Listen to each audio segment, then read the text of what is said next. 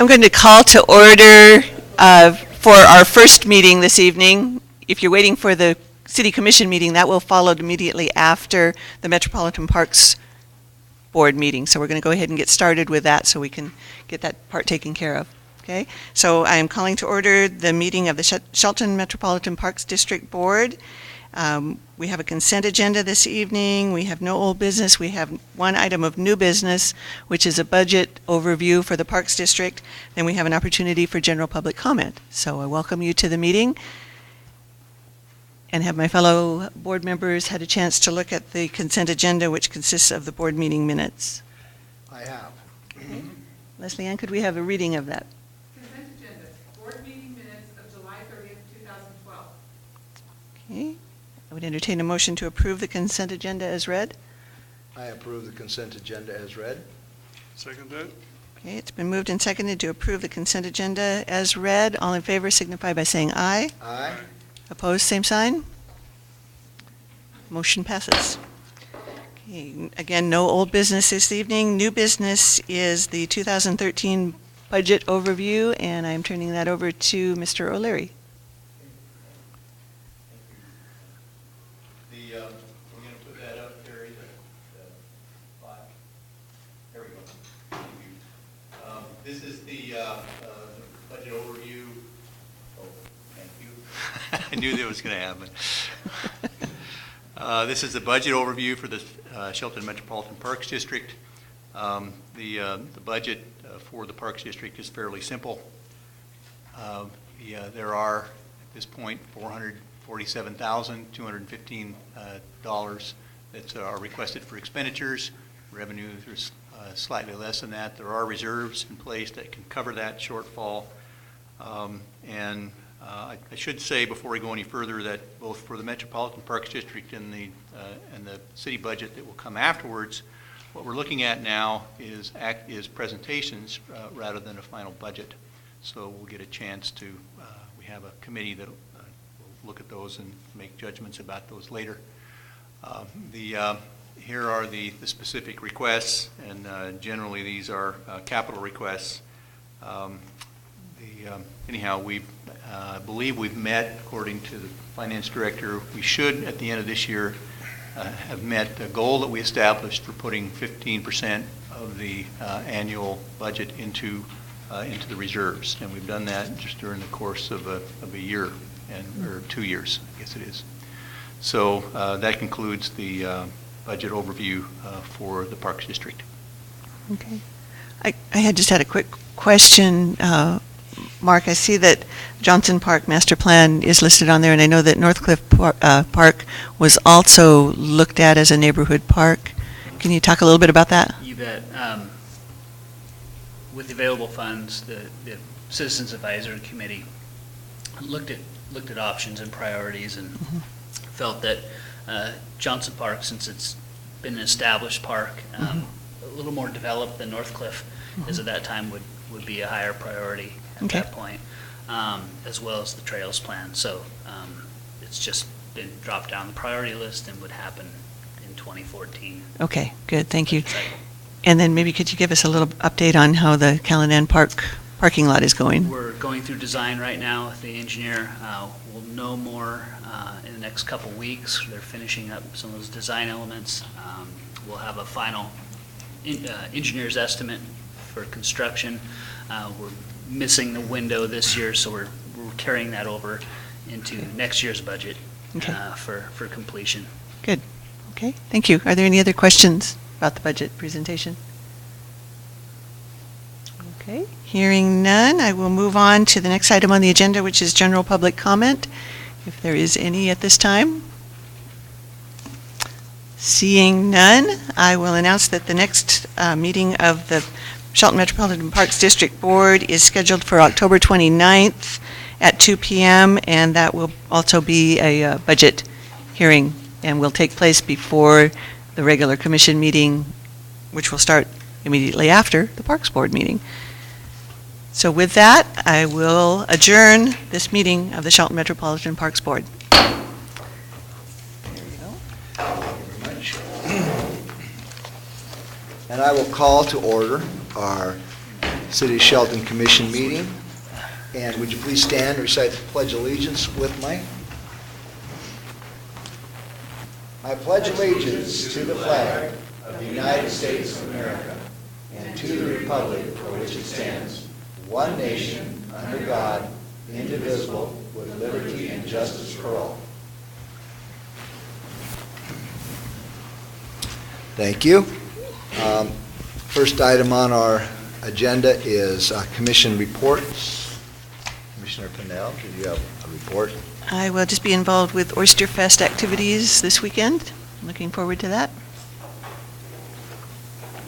Commissioner Olson? I just have budget meetings this week is all, no other public meeting. But I would add that I spent the entire day in a selection committee for the general contractor for the Community Transit Center. And hopefully by the end of the month, we'll have picked a general and right on schedule for possible groundbreaking in April. Oh, good. That's my report. Very good. I will also be attending the Oyster Fest and enjoying the wonderful seafood. So I don't know that I'll be doing anything politically, but I'll be looking forward to that event. Tuesday morning, I will be attending the Retired Law Enforcement Officers and Firefighters Board meeting. Friday, I'll be speaking to some children at an elementary school. It's Evergreen Elementary, about how to be a productive member of society, of which I am continuing to learn how to be. So I should be on my best behavior that day. Forgive me, I have a little bit of a cold. I was on an airplane and I kind of get that little, whatever it is, kind of the air they pump in there isn't usually the best or something. So my throat's a little bit raspy, but I'm sure you'll understand what I say. We have an opportunity which is called general public comment. If anybody's here that would like to speak, you would please have a sign-up sheet right over there. And if you could sign up and put your address down, then this is the opportunity to do that.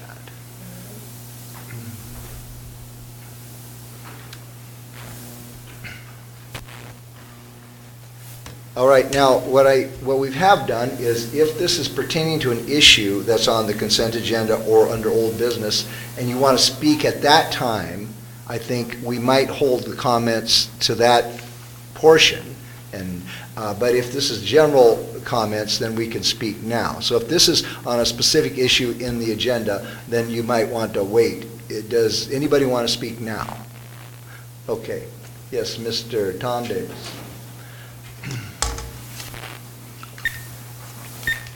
Thank you, Mayor, Commissioners. Tom Davis, 170 West Bushy Road. I would like to speak on the issue later on, but my public comment, general public comment this evening is about the Shelton Hills EIS scoping process and the time that is being allowed for citizen input into that scoping process. It's always a little disturbing when you see that the process to get to the scoping phase is such a long process, and when we get there, it's such a short process given the citizens to participate in that phase. I support this project. I think everyone knows that. I think it's a wonderful project. But at the same time, whether it's a project that I personally support or don't support is immaterial. What's important is that people are giving enough time to absorb the information, and there's quite a bit of information, and it's available. My understanding is, and I haven't looked at it yet, but it's available on the website at this time. But it's considerable, and I think a bit more time, maybe October 12th or even a little bit longer, would be appropriate to allow people to submit their suggestions. So I appreciate your consideration in that matter. Thank you. Duly noted. Thank you very much. Is there anybody else that would like to speak now at this time? Okay, then I'll call the name, and if you want to speak now, come up, okay? We'll go in order here. It looks like Ed Johnston. Mayor? Yes. I think they have a list of items Oh, look at, I think it should be Andrews here. I see, okay. Pardon me, I missed the agenda item letter column. Okay. Andrew Spear, you want us to speak now? I'm Andrew Spear, 2000 West Shelton Valley Road, and I'm just here to continue some dialogue with the commissioners in regards to the cost of the fees and construction of a house in the city of Shelton. And so kind of worked on a breakdown with city staff on a 1,200 square foot house, and then added 2 for the sidewalk construction, which I hope is still in the process of going away, and that'll be a real positive step, but I think we need to continue some dialogue. So the cost to build a 1,200 square foot house, before you even do a dig out, I'm coming up with almost $35,000. So that's permit fees, that's GFCs, that's your water connection and your sewer connection. So I left an article for each of you before as far as, some other jurisdictions are actually repealing some of these impact fees. And so, it's starting to happen, but we need to see what we can do to make some incentives to build on some of these infill lots. Right now, a neighboring lot to what I have, there's a, 3-bedroom house for, you could probably get it's listed for $109,000. So by the time I have a lot cost and another $35,000, that doesn't leave any room to build a house. So I'll just leave this copy here for each of you, and you all 3 know how to get a hold of me, and I can email a clean copy if you'd like. Thank you. Very good. Thank you, Andrew. Thank you, Andrew.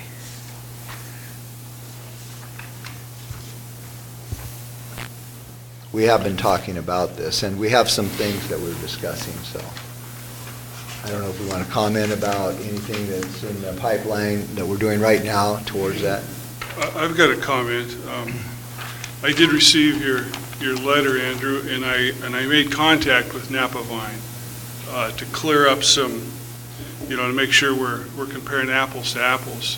They did recently drop their school impact fees. They still have a traffic impact fee in their ordinances, and like us, they do not charge it for infill lots. It's only for new construction based on levels of service.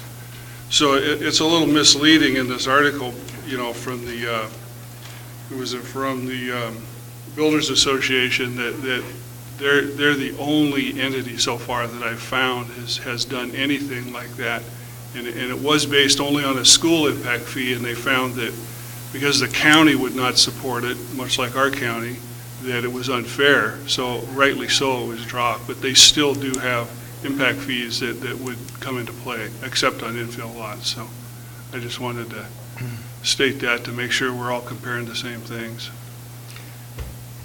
You have any comment, Commissioner? I will say that I do think that the recession has a lot to do with the cost of building things, but I've been, as we all know, I was the president of the Home Builders Association for Washington State for many years ago, for a year. And I do think that cities need to take a look at regulations. And we are in the process looking at our sidewalk regulations, and I believe we are looking at possibly changing some parts in that. So we've hired a consultant, we've got some input, and I would hope that we would reduce some of the regulations that would encourage and help builders be able to provide housing for the citizens of Shelton. So I'm a strong supporter in trying to be reasonable in the costs. And so that's my opinion, and it's always been my opinion. But we as a commission discuss these things, and we talk about these things, and I think we are probably going to be doing something about the sidewalk situation soon. We have also, as far as commercial, I believe we have all agreed that we are going to be following the recommendation of the Chamber of Commerce to waive a business impact fee, road impact fee, and I believe that is soon to be presented and officially approved by our board. I think is that Mr. Goins, is that where we are on that one? That's correct. We hope to bring that ordinance change next week. Okay, so sympathetic to, we have 0 homes built in the city of Shelton this year. Last year we built 2, and a lot of it has to do with the recession, but cities need to take a look at what it costs to build a house or to open a business, and I think we are responsible to look at our policies and possibly change them to make these things, make our city a little bit less restrictive to doing something. So that's my comment. Thank you very much. Next on the, it looks like we have Brad Lowell. Did you want to speak now? Am I following the Ds correct? Yeah. Brad Lowell. Okay. I'm Brad Lowe, and most of you have already been to the meetings we had on Canyon Creek. And I'm sorry I didn't come before, but, you know, we had a lot of meetings. I was hoping we went over some of the problems, and $349,000 to hit something at the bottom of a problem that has not even begun to be taken care of, to me was just a total waste. I probably represent 9 homes that get surrounded by water every time and are completely cut off. It is too deep to drive out and you can't leave. We have a house that is North Cliff, where the house underneath, there's no bottom left to that culvert. I've done the walks up the creek. You've got 14 new creeks going into that canyon that are coming from everywhere up there, including 200 homes that were supposed to be at the end of behind Olympic College that just got logged and left. Now all that mud is running and it's all coming down and will be filled so fast. My first meetings 18 years ago, the first time that had blown over at Birch Street and surrounded all those homes, since then we really didn't get anywhere. The mayor came and talked to us and we went over and over. Now besides my mom, who I'm representing, and Mr. Kaziski, the rest of those homes, those people have either left or have passed away. And when we started these meetings, you guys, all of a sudden more people came and everybody was worried about Down Creek. I think we missed the whole boat on what we needed to start to take care of. The fishery sinks we don't have any fish left in that creek. I've grown up in that creek. I tried to explain to you, in the 60s, that was our playground. We played from bottom to top. That was my neighborhood. I explained to you that you had over 2.5 feet of rock in the creek, and you had somebody do a study that did one less than 10 years ago, the same people, and they came up with this. I got your studies from 18 years ago that said this was supposed to be the first priority on your new water $5, and you know, that just kept going, and now we're spending money and more money. And, you know, we can't even divert the creek because now we've even have so much silt built up in that yard. And the Fredson home is a dangerous place to be when that goes over. So besides having 2 homes that are sitting in a very dangerous place, you've got 7 other homes that are completely cut off from the world. And when that happens, and I found my parents with 6 inches of water in their house, their phone underwater, their power out, and that was 18 years ago, and their presents floating around. They were freezing in there. But we found a way to find $349,000 to save the end of the creek that in 5 years will be just as full. Thank you very much for your comments. Does anybody have anything that they want to say? Okay, very good. Thank you. That's all the public comment on this portion. We'll have opportunity later to speak about other things. So. Next is the consent agenda. As my fellow commissioners had time to review the consent agenda, and are we ready for the reading? Okay, could we please have the reading of the consent agenda? Consent agenda, vouchers numbered 79376 through 79459 in the amount of $537,287.64. Commission meeting minutes from special meeting of August 30th, 2012. Business meeting of September 17th, 2012. Study session of September 24th, 2012. Wastewater treatment plant design and services contract. Parametrics, amendment number 9. Authorize the mayor to sign when returned from contractor. Is there a motion to approve the consent agenda as read? I move we approve the consent agenda as read. I'll second the motion. Is there any further discussion? If not, all those in favor signify by saying aye. Aye. Opposed? The motion carries. All right, under old business, we have a ordinance, number 1809-0912, a second reading of that ordinance, and this is action that has been brought back to allow for more public comment. And so I'd like to turn this over to our city administrator, Dave O'Leary, at the moment, if he has anything to present at this time. Same? No, Your Honor, just the same report as last time. Yeah, absolutely. Okay, so I invite my fellow commissioners if they have any further comments at this time. I do have a couple of letters that I was asked to read into the record, so if I could do that Sure. at this time.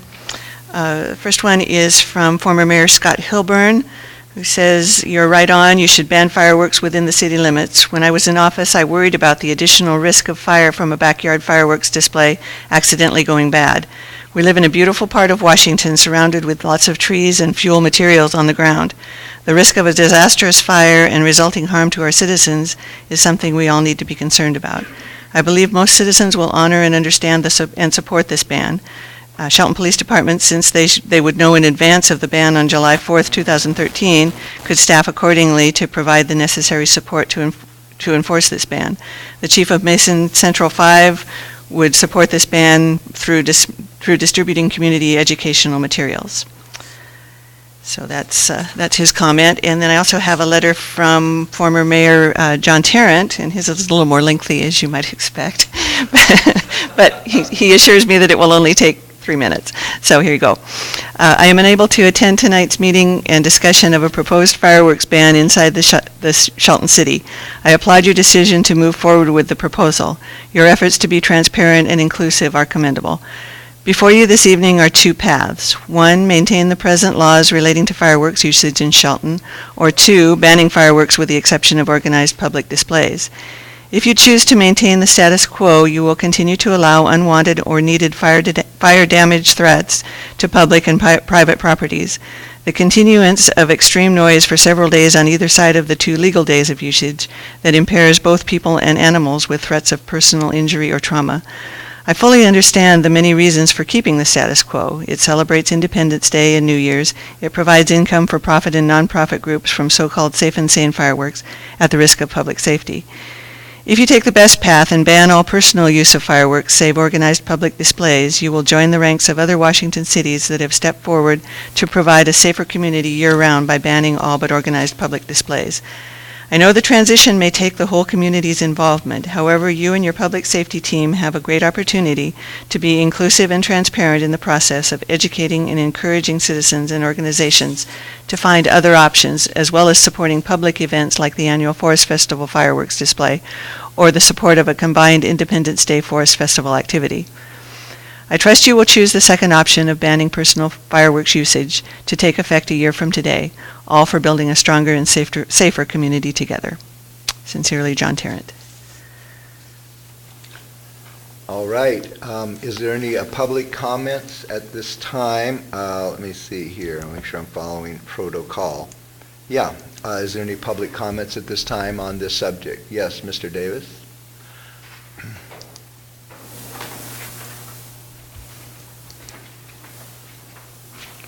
Thank you, Commissioners. Again, Tom Davis, 170 West Bushy Road.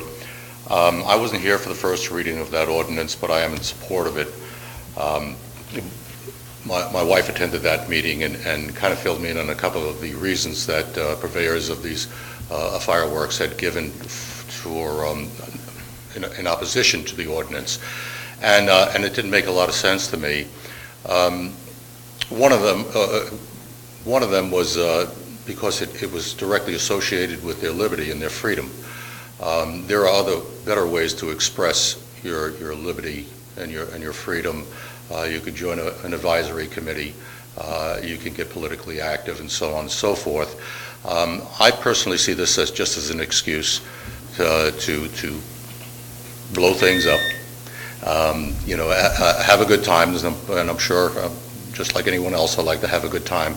But I think it's totally inappropriate in the city of Shelton, as it is in so many other cities, and certainly every other place that I have lived in much larger in much larger municipalities. The second reason given, someone gave that it was lack of enforcement, that you wouldn't be able to enforce this ordinance. That's not a good reason.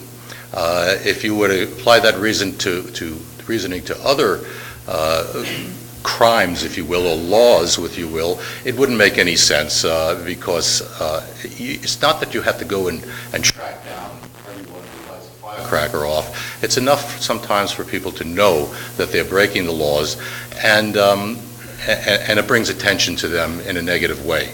So most people will abide by the ordinance, and I think most people want it. So I support it. I hope you do too. Thank you. Thank you very much. Next on the agenda, or next here on the general public comment period, we have, it looks like now Ed Johnston.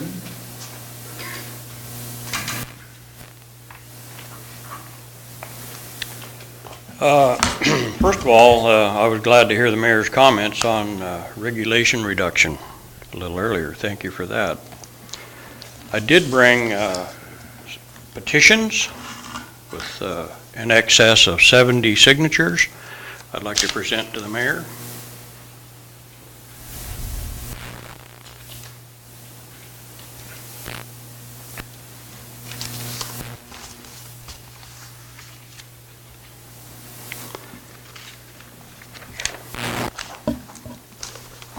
The chance to again address the commission is appreciated. I'd like to thank you for that opportunity. As Mayor Krantz pointed out at the last meeting, that was a delayed meeting at the request of Commissioner Bunnell to allow more time for those in favor of the proposed ordinance to attend. Testimony was 5-0 not to adopt. In spite of that, all 3 council members spoke in favor of adopting. Had that vote happened, I would have to gather that your public notice should have informed the public the city was going to adopt a fireworks ban regardless of the public input, and the notice of the hearing was merely a legal technicality to do so. We could call it the John Tarrant vote. I'm sure some people are bothered by the 4th of July. There's no question about that. Some people are bothered by any event that makes noise. The noise from the high school football games bother me at my house. That's noisy there. I have to close my windows while they're taking place. Car races bother some people. The frequent helicopter and airplane noise over my house bothers me, many times waking me up, and I'm a pilot. Personally, I don't enjoy the noise on the 4th, but there are a lot of people that do like the celebration of our nation's Independence Day, including me. I do like to celebrate it. This ban will substitute safe and sane for unsafe and insane. This ordinance will affect other areas also. Presently at Island Lake, it's very active on the 4th, with the lake there, the natural water there for a fire and so on. The ban will greatly escalate the type of fireworks used for display there to a more potent type firework, because the safe and sane are no longer going to be available. That will happen in all the areas around the city of Shelton. Where are you going to get them? The only place right now to really buy those is in the city of Shelton. Other than that, you go to the reservations for what they have, and we already have talked about that a great deal. This ban is just the wrong thing to do, especially the 4th. It's one day out of the year. Unlike most other nuisance noises, we all know it's coming and have plenty of time to prepare. A little tolerance isn't too much to ask. The council should be in favor of safe and sane fireworks. The alternative has been pointed out many times. I ask the council not to be guided by a handful of people protesting or each member's bias, but by the patriotism, common sense, and tolerance. If after all you have heard you are still inclined to adopt, you may want to consider banning fireworks for New Year and leaving the 4th as it is. Again, compromise and tolerance should be considered and common sense employed. I don't know what kind of a turnout you're going to get here today. Last meeting was 0 to 5 not to adopt. That this, I don't know where all the people are that are opposed to this. We've heard one so far, and that's it. I don't know who else is here now today. But so far, the batting average isn't really very good to adopt that ordinance. If they have an opportunity to testify, like they did at the last meeting, and this one, where are they? If it bothers them so much, why aren't they down here to tell you about it? You have 2 letters now from 2 previous mayors. That's all right. They can testify like anybody else, but that's not a good basis for a decision here. I think our point has been made pretty clear, and I'll just leave it at that. If you have any questions or would like to ask me anything further, I'll be here. So thank you. Thank you very much, Mr. Johnston. Next on the public comment period we have, it looks like under this issue, is George Rickle.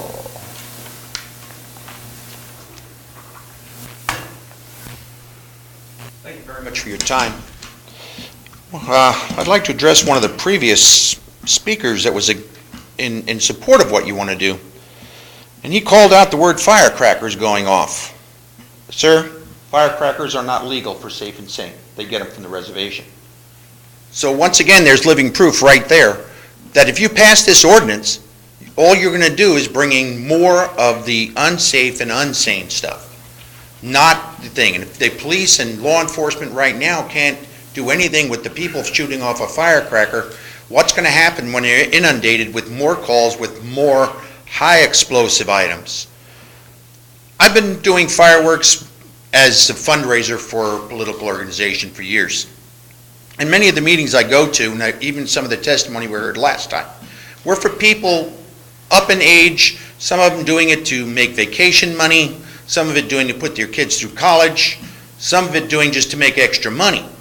In this day and age, it seems the guy that's caught in the middle, whether it be the gentleman trying to build a house, the small business owner, or the people just trying to collect a little bit of money, extra money to put in their pocket, isn't being listened to or anything. The poor guy, he always get listened, but he has no money, but he get listened to anyway. But the poor people stuck in the middle trying to do something just for their community go unheard, even if they come here and address this council, no matter what council, as we've seen before and previously noted by the just past speaker.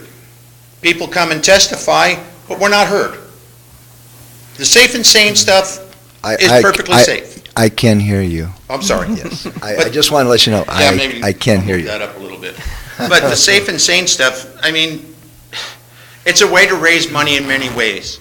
It's safe, it's sane. If you want to limit it, you can cut back on certain items. And City of Auburn has cut back on some of the more explosive stuff, the mortar shells or what have you. But again, if you can cut them back, but Auburn isn't close, they're close to the Muckleshoots, but that's a long ways out of town. We have 2 tribes, both ends of town. So if you want to really make an ordinance to cut back on some of the loud noise, pass an ordinance that cuts out some of the noisemaker stuff, but not for the kids being out with their sparklers, their little pop-its, and this other stuff. That's all I have to say. Don't leave the short guy in the middle. Thank you very much, Mr. Rickle. That's all of the people I have on this list for public comment at this time. If there's anyone else, now would be the opportunity to sign and speak. Okay, seeing none at this time, I can respond to some of the comments. Number one is I will say that our opinion, my opinion, has nothing to do with my bias. My opinion is upon the people that I talk to on the street, in neighborhoods, and that's how, and the people I talk to. Now, in listening to the 5 against 0, we don't base our opinion on just who speaks. We listen to the public comment, but we don't vote according to who spoke on what for that number. That's 5 people out of 10,000. We base our opinions on how we feel the majority of the people in this community feel about an issue. And unfortunately, whether you're for or against this situation, I only base what I feel the majority of citizens in this community want. And I cannot, or none of these commissioners, there's no way we could please everybody on any and everything. And I have thought about this, and I battled with this, and tonight we will possibly read this into law. I'm not sure. But I will tell you that I haven't based mine upon how many people speak just at this meeting, but on all the people that I talk to in my daily walk out there. So that's how I base my decision, is not on 5 people against 0. It's based upon my communication in my daily life. So that's kind of my comment on a couple of things I picked up here. Any other commissioners, feel free, want to talk a little bit about this subject? Yeah, I'll just say that I agree with your comments about how we base our decisions. Another comment I would make is some of the people against it were using the excuse or their idea that we're celebrating freedoms and relief from tyranny. Well, another component of that is called democracy. And so far, I've only heard 5 people speak out against it, but I've been approached by a larger number wanting the ban. So I'm basing my decision on the contact I've made out there. Well, and just a kind of a wrap-up comment too, that the only area that we have control over is in the city. I mean, I would love it if we could write an ordinance that would affect the county as a whole. We don't have that authority. And we certainly don't have the authority to dictate what happens on tribal land. So those may always be with us, and we will just have to deal with it. What we have control over is what happens inside the city. And in my opinion, again, and based on what I'm hearing from folks that I talk to, the noise inside the city is getting out of hand. So if we can control that and take care of that impact on people and animals inside the city, I'm reminded of the idea that your right to yell fire ends in a crowded movie theater. You have the right to yell fire, but not if you're going to cause people to stampede in a movie theater. So the argument that this is a given right that you have to shoot off fireworks doesn't hold up when you're negatively impacting folks, and I think that's what we're trying to deal with in this case. So and the idea that the safe and sane fireworks will not be available just isn't true.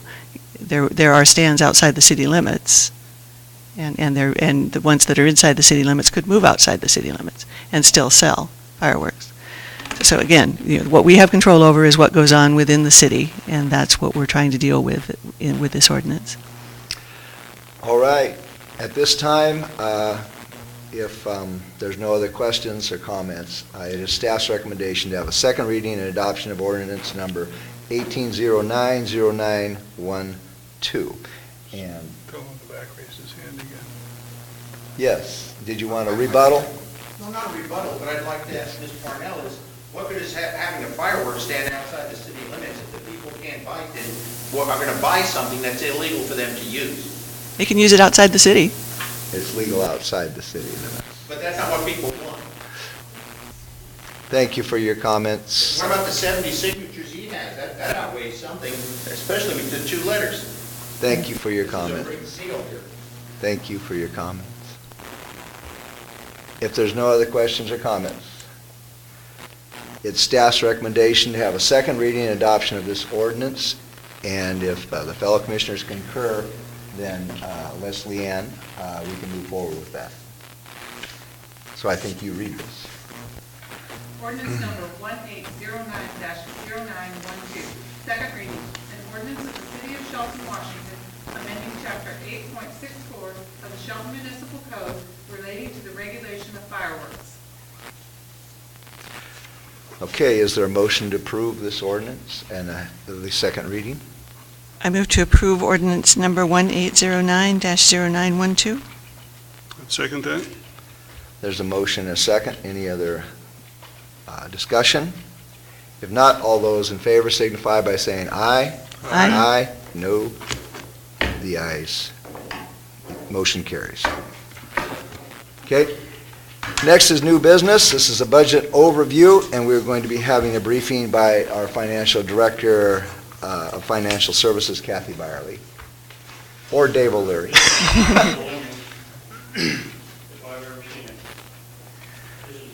Sir, listen. Sir, okay, thank you for your comments. Okay? I guess we're city budget overview. Let me see here.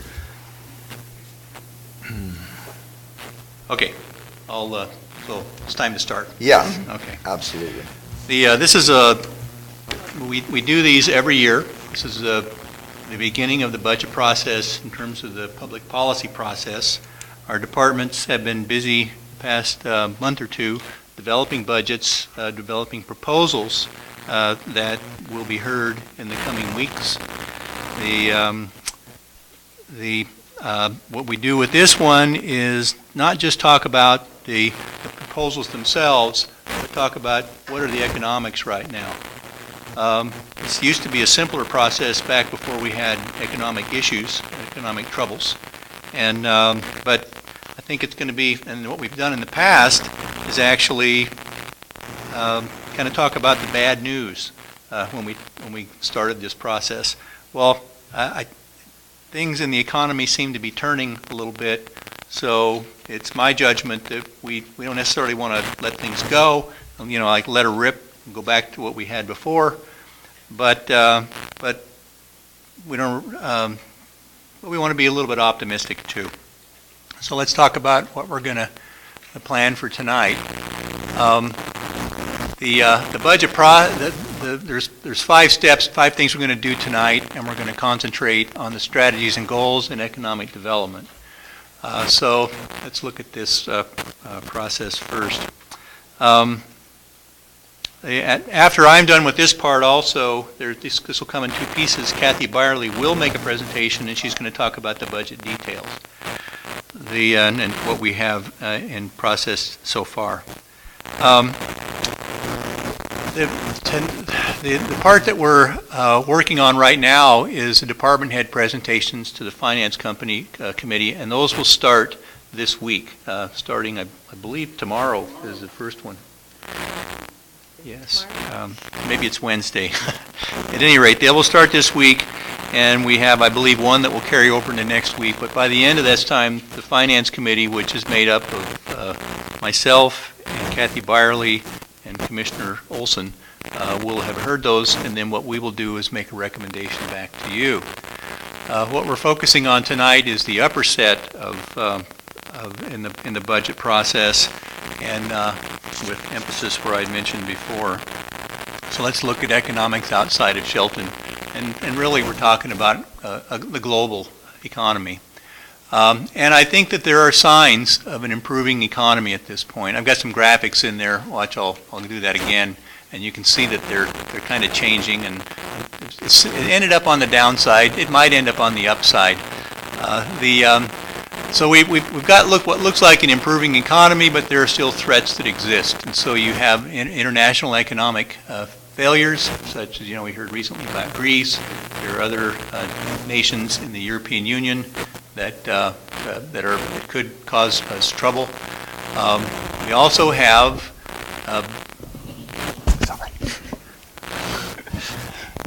So we're going to make sure we.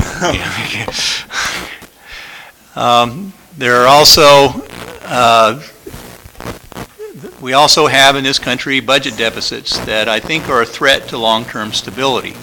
We also have, and it continues even here, a extremely weak residential real estate market. Residential real estate typically tends to drive us out of recessions. That's been the practice that's been in prior economic recessions, and the fact is that whole that sector has collapsed. Market values have dropped, and so we don't have that sector economically to lead us out of the recession. So that's disconcerting.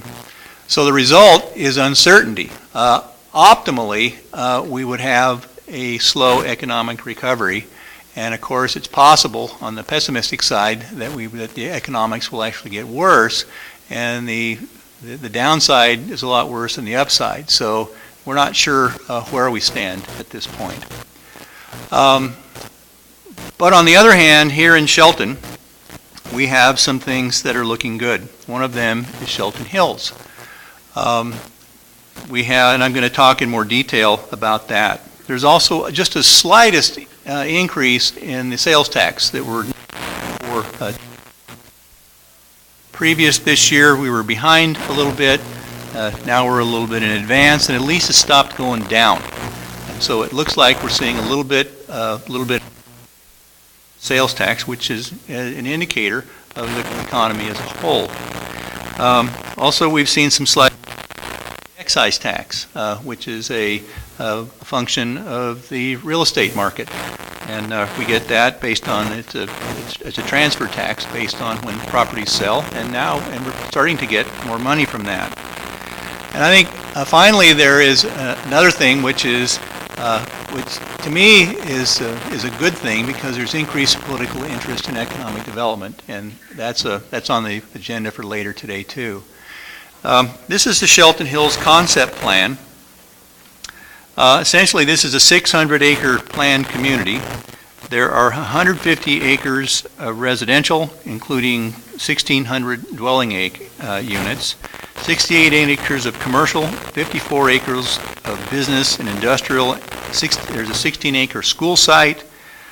And essentially, if you add all those numbers up, it adds up to more than 600, but that's because there's more to the project than what's in the original application. There is an additional Goose Lake is potentially part of would be added in later, and so that makes more. In fact, I'm going to show you one that includes it even more than that, because it kind of includes, when you look at it holistically, the sewer treatment plant that we recently built there next to the Sanderson Field. This is Goose Lake, which is a potential for, right now that's a brownfield, or it's a contaminated site. The developer has plans and is working on, is negotiating with ITT Rayonier, who's the current owner. Historically, it was the one that put the pollutants in there, so they're responsible for a cleanup. So he's trying to facilitate a cleanup paid for by ITT Rayonier. The process is overseen by the Department of Ecology. End up with is a really beautiful city park that's been cleaned up. When we attended a meeting the other night that looked at the reconfiguration of the interchange, I found this old overhead that we'd seen previously, and the configuration is pretty much the same as what's shown on the master plan. It's just easier to see than the master plan, and it reconfigures the interchange. It has a lot of advantages over the current one, and it's actually been approved by the state of Washington Department of Transportation. They're working on the details right now. The reason I produced this graphic was so you could get a sense of the scope of the project. This is a map of the current city limits, and that's the size of Shelton Hills is within the red boundary. It's really big relative to the size of the city. So the scope of this is enormous for us. The Shelton Hills property is currently within the city limits, but it's all vacant ground right now. And over the next 20 years, it'll provide us with new sales tax revenue, new commercial development, new residential development, and there'll be 20 years worth of jobs there. There's also an industrial component, which I'm going to be talking about later. In terms of, we're working through an environmental impact statement process right now. These are the elements associated with that our staff and others will be going through in pretty significant detail to make sure that this is done right. And in terms of what the next steps are, it's going to take about a year to process the permits. It's potential that you might see the beginnings of construction in 2013 and the first stores open in 2014, but that's assuming everything goes well, and it may not. So we don't know that that's going to happen. We can only say that optimally that's probably the best that could happen. So one of the things that has been in the works for this year as part of my work plan is to redo the economic development within our comprehensive plan. And within that, and inside that economic development plan, there are goals. I've been sensing as we've worked on this year is this kind of process. What's our focus been? Well, it's been on improving the economy so that we can improve the job market, because the idea is to improve prosperity for the whole community. We're not doing economic development because we're trying to benefit any particular interest group or a builder or whatever, although that can happen. What we're doing it for is so we can benefit the community, and so we can raise the economics for everybody. Well, how do we get good jobs? Well, by doing good quality economic development. And how do we get that? Well, we do that the same way that we've had success in doing other things. We set goals and then we go out and we achieve them. So here's the list that we've developed thus far, and I'm going to concentrate on one of these tonight, not the whole thing. But so there's a new commercial center, new industrial center, and there's maybe some expedited processes for industrial parks, and encourage people to do that. Let's start looking at the new industrial center, the goals, because these are all daunting. First one is what we need to do if we're going to do that is we got to figure out where it goes. And the draft goals say that we need to find a site that's at least 100 acres. And then we've set ourselves up to facilitate construction. So if we can't get somebody else to do it, I presume we would do it ourselves. At least find a way to get that process started. So we're not kidding about this. We really want to get it done. Because right now, if you're a company that wants to locate in Shelton, whether you're local or whether you're someplace else, and you want to own your own land, very challenging to find an actual site. And so that's a deficiency that we have within our community. And the idea would be to try to solve that problem, either one way or another. The associated challenges with that, well, it costs a lot of money.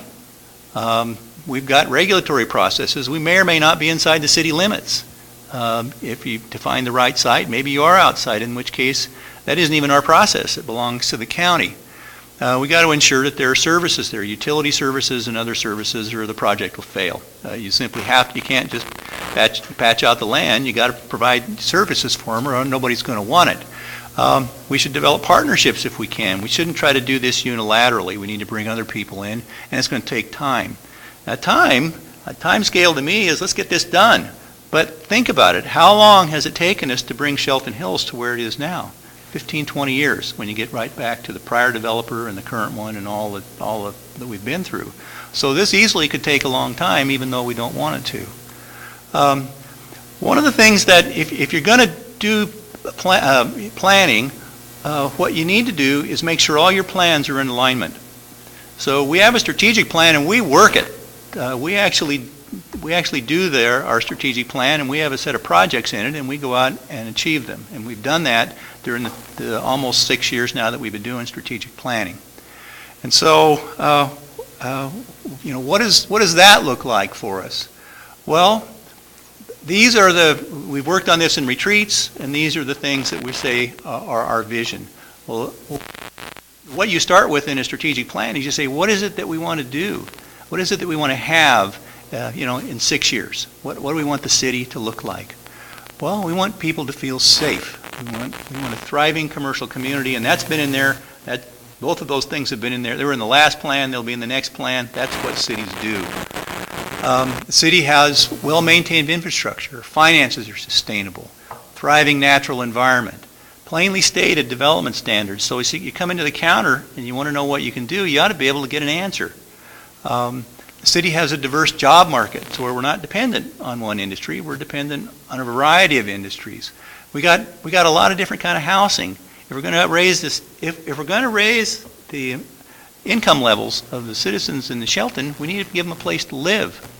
And finally, we need to clean up our entrances. So those are the vision statements that we have right now, and then you go out and you do things to get those things done. Now, another thing that goes into strategic planning is you have value statements, because you can go out and get things done, and then you can violate all your sense of fair play and democracy and all these kinds of things. You need to do things according to your values. Well, this is what's in the strategic plan, and our next retreat is when we're going to take up the values. So that's coming.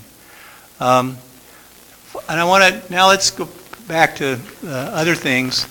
In terms of fiscal management, here's the environment for the budget that I believe we're going into. I think we still need to be somewhat conservative. The economics aren't good enough yet for us to take a whole lot of risks, other than for something that's going to pay off, or we think might.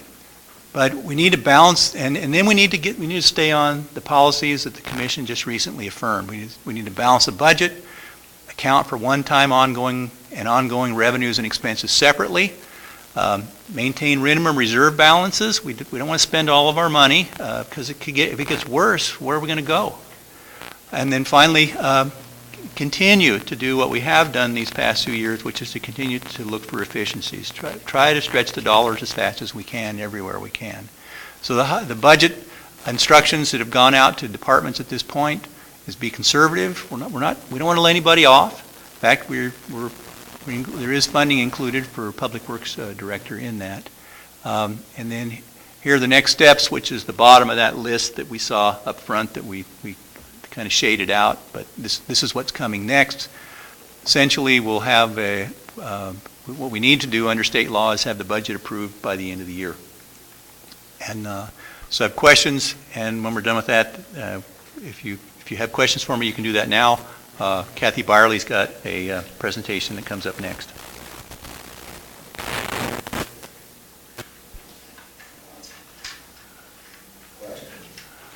Okay. Well, when we make the budget, what I would like to do is restate what I've talked about. It is very important to me that we do recognize the fact that the city of Shelton needs to have an aggressive eye towards paving the streets. And Dave, I know you've always told me, says, well, then you're going to have to cut someplace else. And I don't have the smoking gun, but I do know that the citizens, it is very important for them that we put this as a priority. And I believe my fellow commissioners will also believe it is a priority. And we just do the best we can. We're paving a lot of streets this summer. Hopefully they all I see they're right there, and so hopefully they all will be able to get these paved this at the end here of October. But that's probably it is something I think that we need to think about. And so I guess that is something that I would like to see. If Kathy, if you have like the magic wand of more money for pavement or whatever you got there, that would be great. I just, part of what I say is while repeating what I believe the community is anxiously anticipating. And so. For this year and for next, we will be doing quite a bit of paving. We've done much more so than in the past because we're tearing up roads, putting sewers. And in almost all those situations, we'll be doing a complete pavement layer over the top of the trench that we created. This year we'll be doing, as I understand, the most recent information we have is the contractor will be repaving those streets on the west side of Olympic Highway South. And in the project area on the east side of Olympic Highway South, they'll be doing that in the spring, with the exception of Fairmont, which will be doing a slight overlay, a skim coat, I think it is, so that won't be done, but it'll be better than what it is. So there's quite a bit of work. We were able to add 2 more projects, and Steve's going to be coming to you with this soon, 2 more paving projects because we had a little money left over out of our paving process this year, and we'll be seeing those additional processes very soon. I just want to remind you that every time I see John Tarrant, he wants to know when the streets are going to get paved. So I just want to let you know I'm speaking for him tonight, too. So thank you. That was the only question I had there. Okay. Next. Okay, thank you. We'll be going into the details of the budget overview.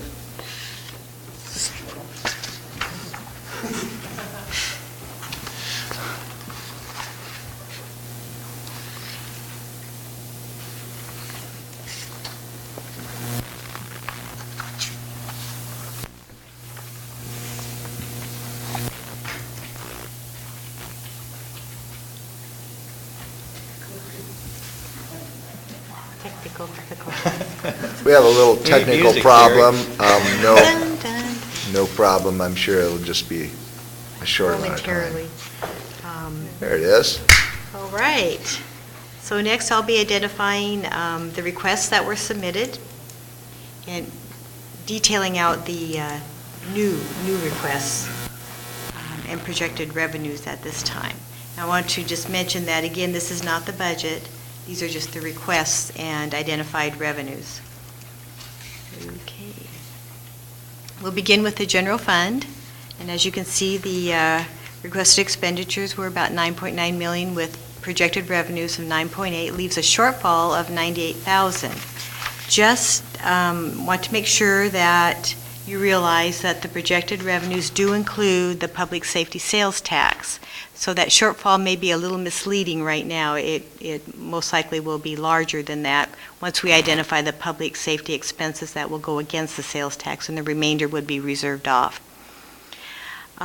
These expenditures include a $37,000 transfer to the Capital Improvement Fund for the continuing projects, the SR3 project and the Lake Boulevard project, where in the 2012 budget they were approved one-time monies, and they won't be using it all this year, so it will be carried over, and it's already included in these expenditures. In addition, there's about a $70,000 transfer to the debt service fund for payment of the fire station debt. The REIT 1 monies were insufficient to cover the full fire station debt payments, so a piece of it needed to come from the general fund for 2013.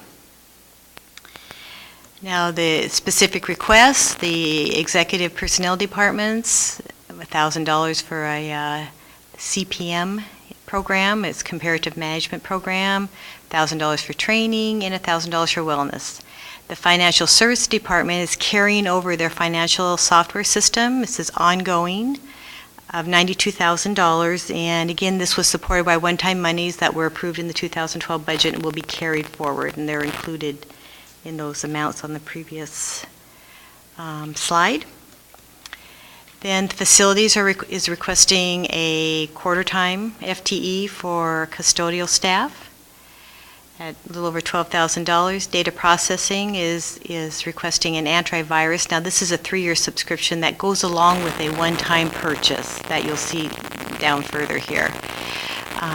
They're requesting increase in their admin staff of 0.125 FTE, 5,700. Police vehicle laptop replacements. It's time to replace those laptops at about $16,000. Law enforcement is requesting patrol holiday pay, $5,000. Dispatch service fees are increasing about $12,000. And they have a STOP program, which is fully funded by grant revenue of $31,000. And 2 police vehicles of $75,000. The Animal Control Department is requesting an increase in their overtime monies. The Fire Service Facility, our facilities department is requesting an additional $2,000 for additional building maintenance for that building. And the Planning and Development Department is requesting increases in review services, different types of professional services. 2 of them for the Hall Equity, a total $30,000, and then the Goose Lake, $80,000. Now, all these requests on this slide are 100% supported by new revenue. The library facilities, facility department is requesting some additional monies for the library building, some recycling, and the fiber port, total of $2,000. And here's the Parks Department requesting those 3 projects that we talked about during the Metropolitan Park District meeting. The Trails Master Plan, the Johnson Park Renovation Master Plan, and the Callahan Park renovation, which is an ongoing project, began this year. Total of $87,000. Next these are requests for general fund one-time monies. They are not included in the monies that, the fund balances that, the expenditures and revenues that were in the prior slides. These are a list of projects that are classified as one-time, and they will be reviewed by the Budget Committee, and recommendation will come forth as if they were funding. So we have a retirement payout, $10,000, UPS battery replacement, flooring replacement in the Civic Center, and museum restoration. You just down the list there, you can kind of see there's a Civic Center tables was at $6,000. The website design and update, $9,000. Signal conflict monitor is $15,000. File server, exchange server, the firewall and spam filter, and the migration are all to do with that. The new servers that are being requested, and $20, $30, $40, $50, $60,000. Street overlays, $144,000. This is in addition to ones that are in place, as you'll see further down the slides. The SR3 parking rights, $26,000. Front Street frontage improvements, the design, $142,000. Franklin Street, $494,000. The Lake Boulevard Pioneer Way is $11,000. And then the construction is $293,000. And they have the paver project for Front Street is $34,000. And then a UGA expansion cost of $100,000. Now, all of these costs on the one-time monies, they're the impact to the general fund. They're not the full project costs. If there's any other revenues associated with them, they've been netted out, so this would be the impact to the general fund. We don't have 1.3 million to spend out of one time. No, Okay. we don't. This is the wish list. And then, we'll identify how much one-time money is available, and that'll go through the process. Next, now that was the general fund. Now we're on the tourism fund, and they basically have a small shortfall between the expenditures requested and the revenues that are expected in this year, and there is sufficient fund balance to cover that. Capital Improvement Fund, the expenditures are $600,000, revenues $548,000. It's a shortfall of $53,000. Now that does include a transfer of $114,000 to the bond service fund for the fire station debt payment. That's the other piece that goes along with the part that the general fund will be contributing. That was the maximum amount of money that would be available. And that shortfall, there's enough fund balance to cover that shortfall. Now, in the capital improvement fund, the requests were overlay projects supported by the REIT 2 tax monies, and they total, I didn't put a total in there, 50 to between $50,000 and $60,000 for the overlay projects, and these are supported by the REIT 2 tax. And then we have the SR3 corridor improvement project, that's $176,000, and the Lake Boulevard, $257,000. Now the next. Okay, that was the capital improvement fund. Next is the water fund, and they just have an overage about $764,000. And in 2013, I have reflected a bond sale, and the bond sale for several of the projects. As we go into the next slide, they'll be identified. It also, when we sell the bonds, we will be able to request part of the bonds to cover prior periods of these projects. So the overage comes from that. The bond sale is in excess of what we're spending in 2013. It's picking up some of the expenses from the prior years. And the overage will be there to be used for future projects and debt payments. So the list of fund requests and ongoing projects, there's a radio replacement, $20,000, pickup for cross connections, $25,000, increase in supplies, $26,000. They also play a piece in the Front Street area improvement design, $48,000. A water main replacement at the West I Street, $62,000. And the high school water tank painting project of almost $400,000, which is supported by the bond sale. And then there's the Upper Mountain View Pressure Zone construction of over $5 million. That is supported by both the bond sale and a Public Works Trust Fund loan that will be looked into. The Angleside Booster Pump Station is $1.4 million, supported by the bond sale. And then the Dayton Airport Road water expansion of $3 million is 100% funded by the state partners. And then there's the Upper Mountain View. Now, the bottom section is continuing ongoing projects. The top section was the brand new projects or requests. So the Upper Mountain View Pressure Zone Design Project is still continuing in a little under $1 million, and it would be supported by the bond sale. So that totals about $11 million for the 2013 budget for the water fund. Next is the sewer fund. Has a shortfall of over $1 million. And there is not sufficient reserves to cover this deficit, so the projects will need to be looked at. The requests and ongoing projects, we have an attachment for the tractor of $2,000, and we have overtime in the satellite plant, extra help in the satellite plant, about $10,000 total. Additional testing for the Class A biosolids at $7,000.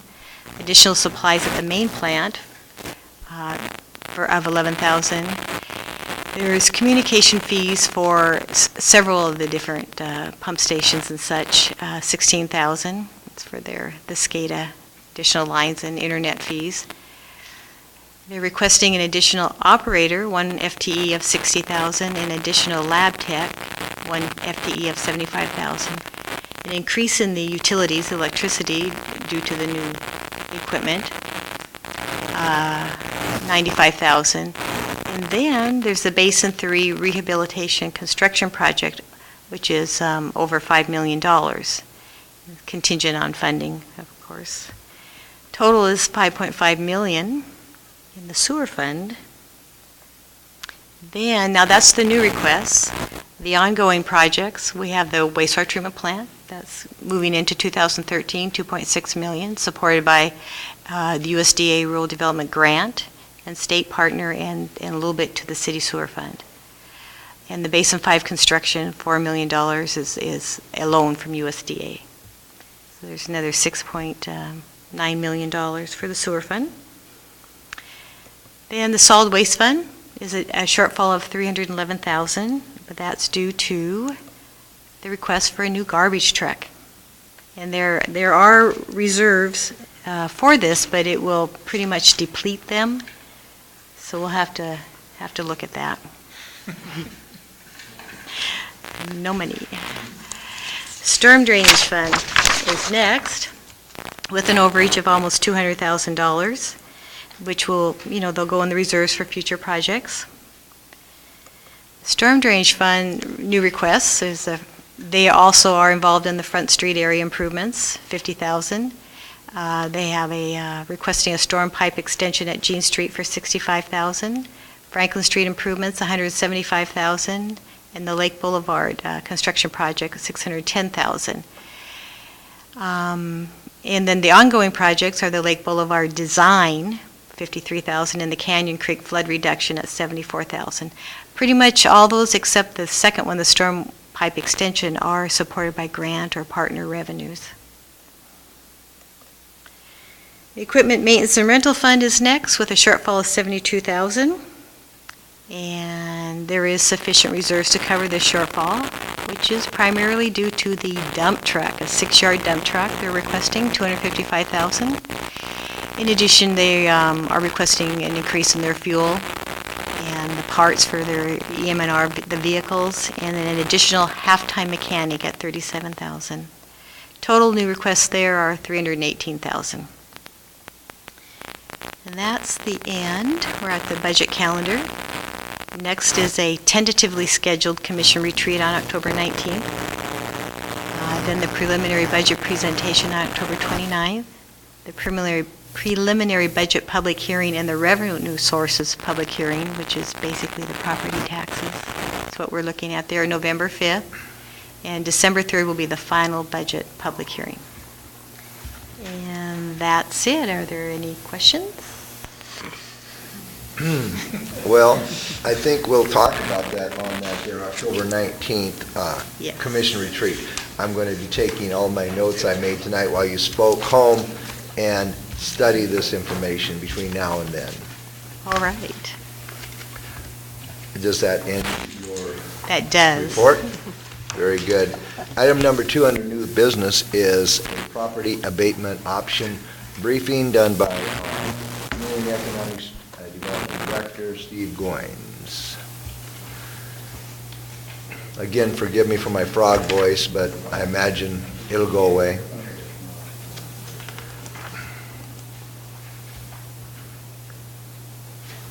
No microphone up there.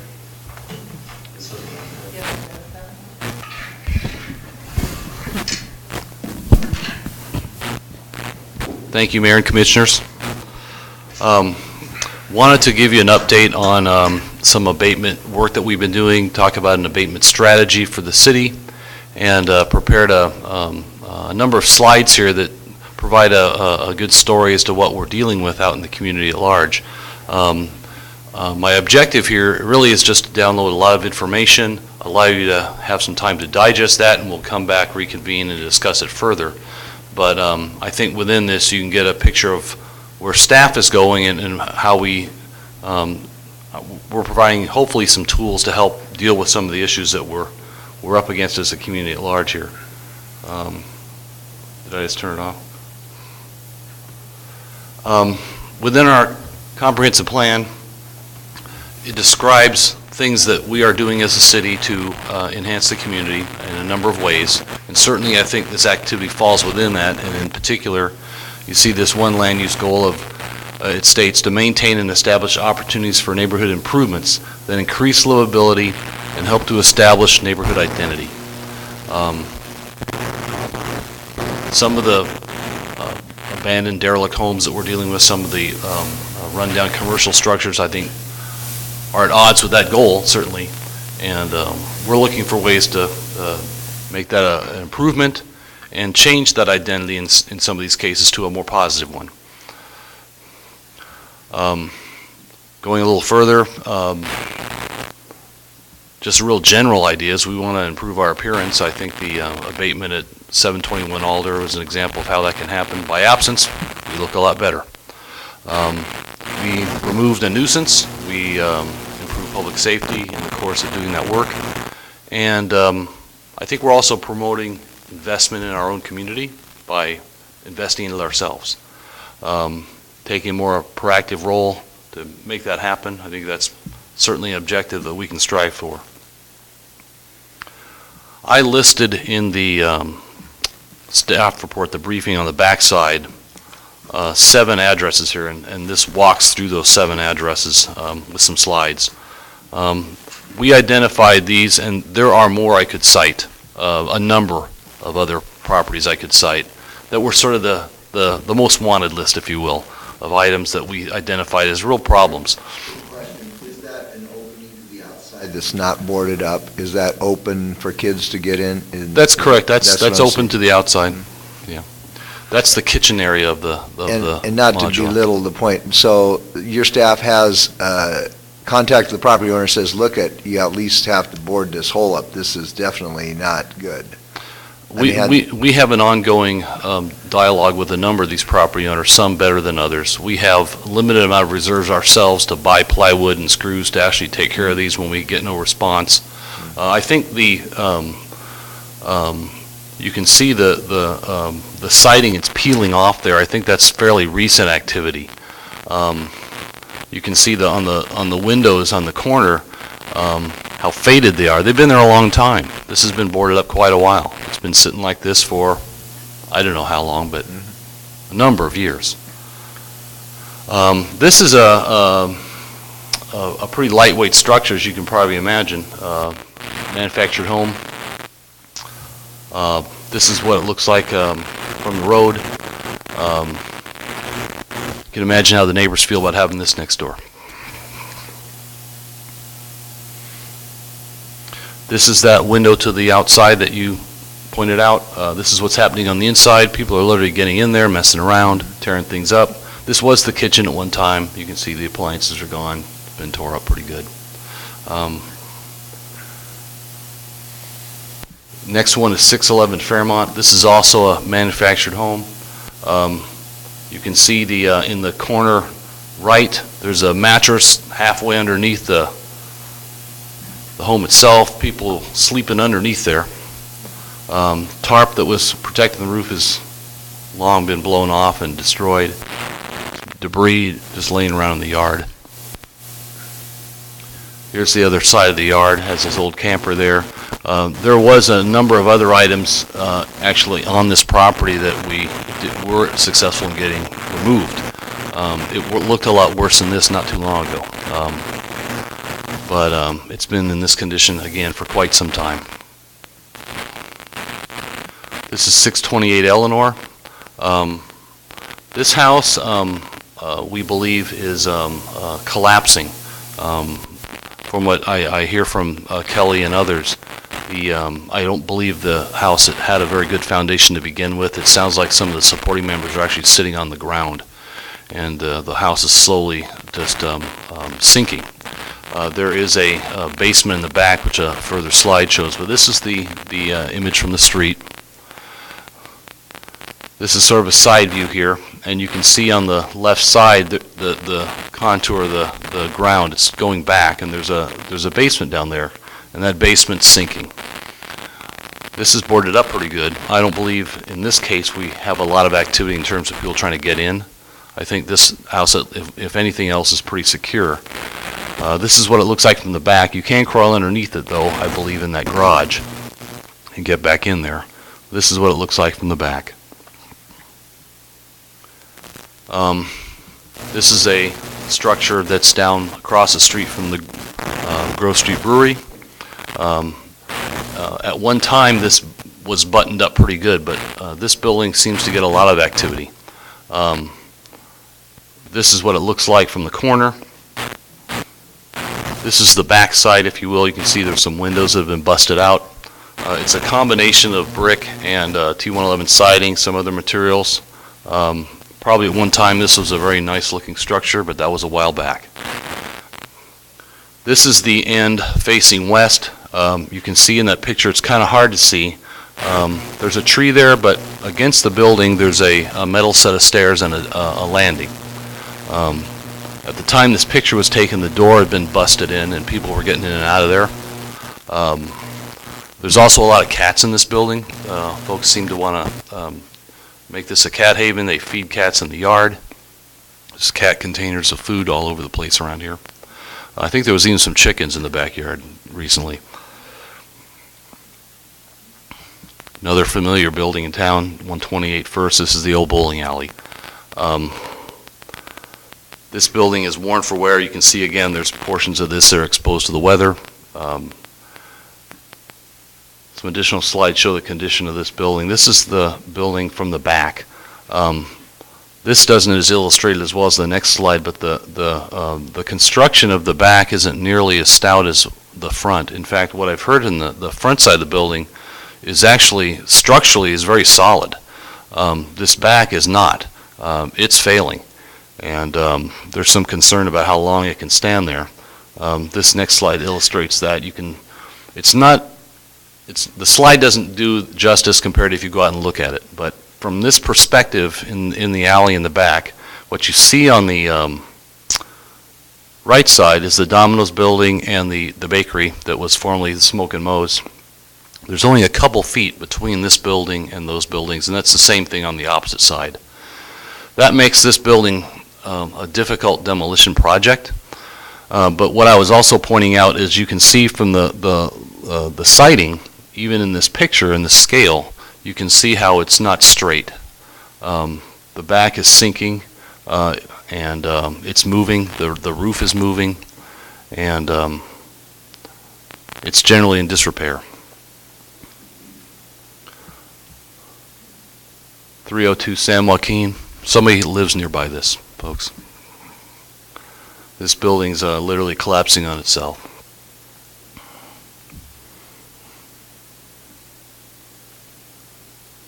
This last one is 2125 Washington Street. This has been an abatement project of various types for almost 20 years.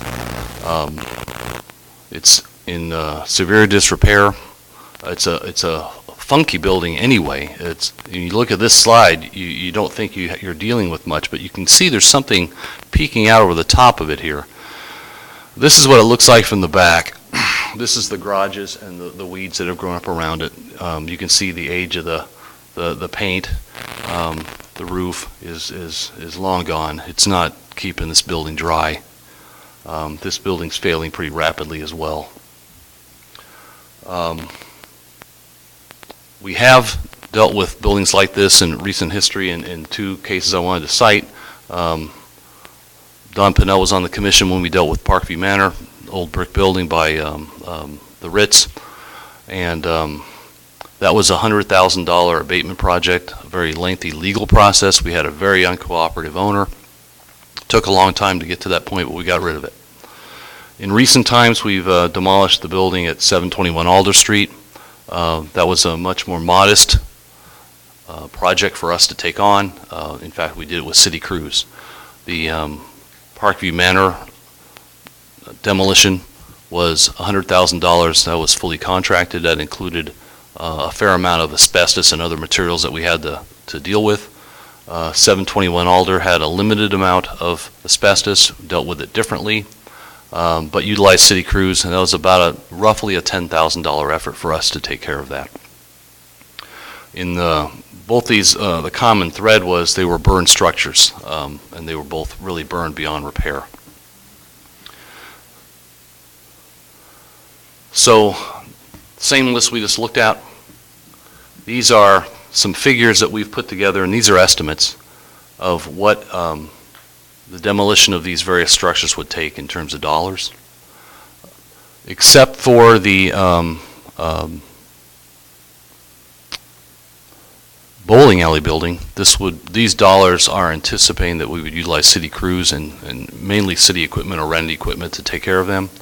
As I mentioned, the bowling alley site is so tight, and particularly the back of the structures, it's so unstable that we wouldn't take that on. I wouldn't certainly recommend that the city crews take that on. I think it should be looked at professionally. And that's a rough estimate of what that might take to do that. There are others, as I said, I could list, and I wanted to include in this an opportunity for you guys to tell me if there's something that I'm missing here that you think I should be looking at. We can reconvene and get back and talk about those. Do you want to comment now? Well, that would be fine. Okay, I'm sorry, I don't usually jump in first.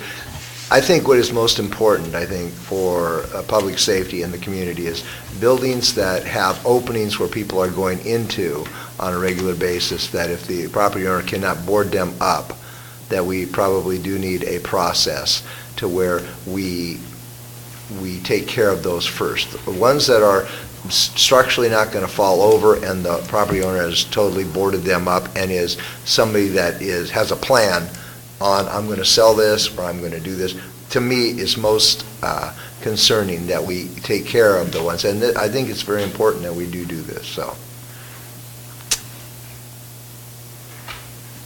I guess any other questions or comments? Tear them down. Oh, there you go. I'm a big proponent of this. Absolutely. Terry, would it be possible to bring that slide I had back up? Yeah, I think I included some discussion points here and some next steps.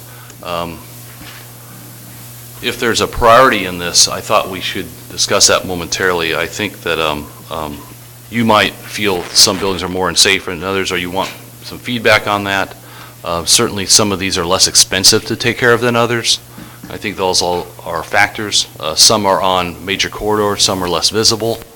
So those are different ways to approach how to deal with this. We'd like some direction as to how to proceed and the priority of these proceeding. And we've talked about, informally at least in past commission meetings, a way to fund this on an ongoing basis. And we have invested in some properties here now in terms of trying to make something change, gentrification of a neighborhood, and that money could come back to the city over time. So in a way, we are investing in something that could sort of have a way of revolving that money a little. But if there's ways we can get grant dollars for this, if there's part of our budget process. We want to dedicate funding toward this as a way to invest in our community. I think those are all options that are worthy of considering. And we can take that and go whatever direction you tell us to proceed. I think, Steve, it's important to remember, though, that we can't just go in and bulldoze these things down. There is a process, because it is private property. And so we do need to follow the process that we have in place of going before the hearings examiner and proving that these places are detrimental to public health or safety or whatever. But you know, much as we might like to just go in and tear them down, they do belong to somebody. And we really don't have the right to go into private property and start tearing things apart. I overlooked that process was described in the briefing report for the benefit of the folks that didn't have that. You're absolutely right. The process we've put in place, we utilized the Alder Street demolition as sort of the test case of how well that would work. And by and large, it worked very well for us. We can now more readily and less costly get to a point where we have that right. Mm-hmm. We've given an owner opportunity to exhaust their ability and either demonstrate that they're going to take action or not, but then we can legally take the action that needs to be done through that process and not spend a lot of time in court, spend a lot of time waiting for that process to end. So that was a benefit we saw of this new process that's in place now. Yes. You had a criteria that said, yeah, we need to do this based on one criteria, that if it's not been boarded up and the person's not managing it, then the owner, then that gives us, that's a greater incentive for us to take that one on as opposed to another one. I guess my question is that the only criteria you have, or are there other things that you would want to use, and how do we make those decisions? How do we get to the point, and then based on that, which one do we pick it that way, or do you just, how do we make this not arbitrary? We just go after the ones that we can afford to, and the ones that. Yeah, I wouldn't use that as. Perhaps you could, notify that whole list, all at the same time, and then see what's resistant and how well the owners respond, and put them all on notice that they're on the abatement list, and kind of go from there. And eventually, we want them all gone. Yeah, but we can't afford to take a brick building down tomorrow. Right, but if the ones that don't respond or aren't going to participate, move on those ones faster, the cheaper ones priority rise. But I think just get the process started of putting them on notice, that they're all on the notice of abatement. Whether it takes us a year or whatever, but maybe just a little fire in there will help out. I don't know. I need a little time to think about this because this is fairly new to me, and we have an opportunity to bring this back to more discussion too. So you want to brainstorm it at the retreat? Sure. Yeah, that might. Yeah. Okay. Mm-hmm. Well, it's right now a staff's recommendation that we place this for further discussion on the October 8th meeting. That's what it's staff's recommendation. We can also discuss it at our retreat. So. Well, we can bring it next. Yeah, I don't want to push it in the retreat if we can get it done sooner or using another process. I think I want to think about it and talk to some people and just try and get a pulse for it. I haven't thought much about this. I am concerned about it, and I think we do need to figure out how we can make these unboarded up places sealed up or burnt down. So we need to move forward on this. So Commissioner Pronelli, do you have some further comments at this time? Okay, so then we'll follow staff's recommendation and discuss it at the October 8th meeting. Okay, thank you very much. Next is administration report. Just attended an emergency management meeting today. As I mentioned earlier, it was interesting because you're generally dealing with emergencies during the actual event. What this talked about is how do you pick up the pieces after it's done? and very challenging because resources are limited. You could have a lot of things that are broken, and how do you restore your economy, get your businesses back going, all those kinds of things. Have an audit conference meeting this week. I'm beginning to make employee presentations on our our budget outlook starting Wednesday. We'll also be doing budget meetings with the department heads this week with the Finance Committee, as I'd mentioned earlier. And then I've got another meeting on Thursday dealing with analytics for a smarter city. And this has to do with performance measurement, which is one of the things that Kathy had in one of those numbers that you looked at earlier. So that concludes my report. All right, next is the final opportunity for general public comment. We've gone through the entire list. If there's anyone else that wants to say something, now would be the opportunity. Seeing none, our next meeting will be Monday, October 8th at 2 p.m. in the afternoon. I adjourn this meeting. We didn't do any touches there. Touches. I take that adjournment back. I think it's after an hour and 45 minutes. Did we have any touches that we wanted to discuss? Let's get out of here. Yes, Steve, did you have a touch you wanted to talk to us about? As we discussed earlier in the meeting, we would like to bring the changes to the transportation impact fee ordinance to the commission next week, as well as a contract amendment to Corollo Engineering, who's our prime on our sewer comprehensive plan. And we are requesting a budget modification as well to add to our overlay project a couple blocks. We're efficient with the dollars we had. We have some money left over. We'd like to utilize it this year. Very good. Thank you for those final touches. And now I Are there adjourn other this meeting. touches? Oh, That's it, Your Honor. okay. This meeting is adjourned. Thank you very much.